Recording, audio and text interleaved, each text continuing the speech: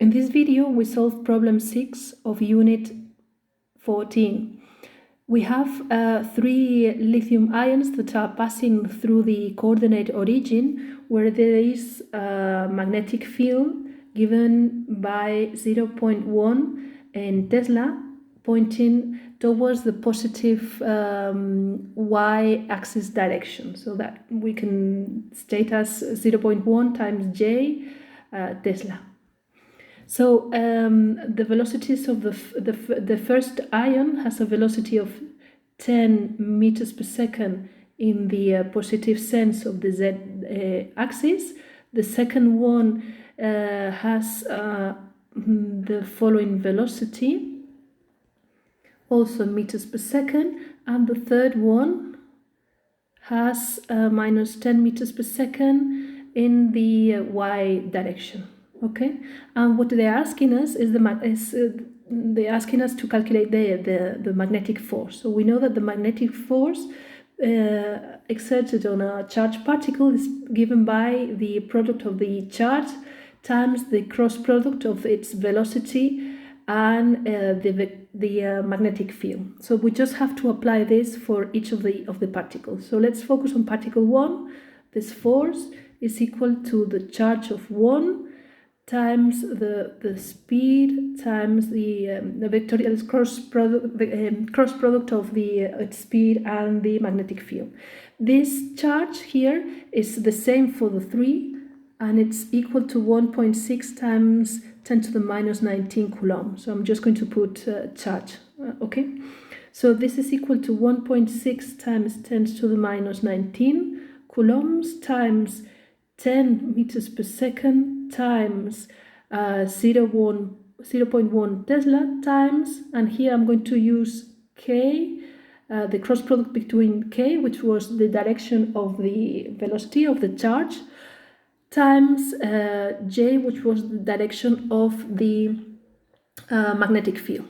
So here you can see that this force in the first exerted of the first particle is going to be equal to 1.6 times 10 to the minus 19 in Newton, and to get the direction we just have to do this multiplication and this cross product. So to do this cross product we can use the right hand rule and place our index finger pointing towards the k unity vector, which is the positive z direction, and then the middle finger has to point towards the j unit direction, which is the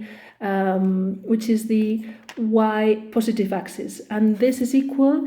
This leaves your thumb pointing towards the negative x axis, so this is equal to minus I unity vector. So here we're going to place a minus, and here the I. So here we have the solution. Okay, so here I've used the right hand rule for direction.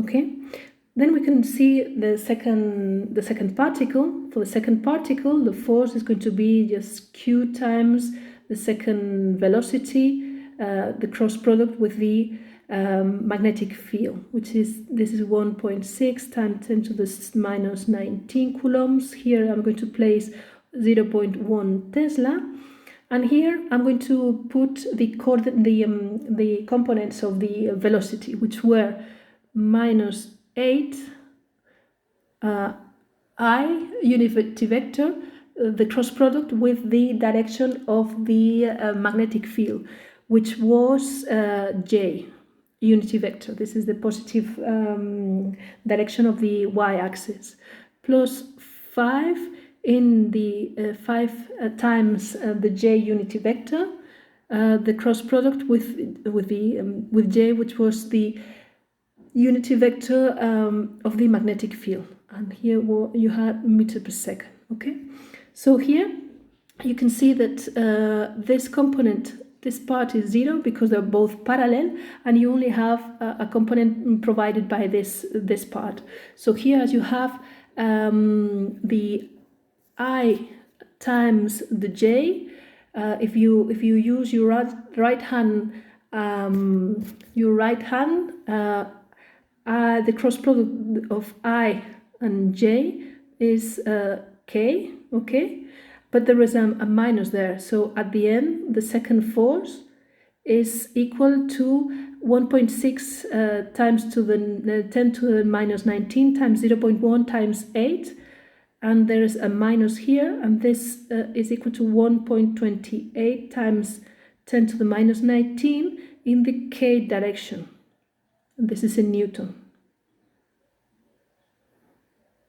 And then for the third particle, the magnetic force would be given by Q times the velocity of the third particle times the magnetic field. And here it's even simpler because the velocity, the speed of this third particle is minus 10 j unity vector in meters per second, and V3 is then parallel to the magnetic field, which also was in the positive sense of the which was in the direction of the y axis. So here V3, the cross product between V3, the speed of the third particle and the magnetic field is 0 because they are both parallel, okay? So the magnetic force exerted on the third charge is going to be 0.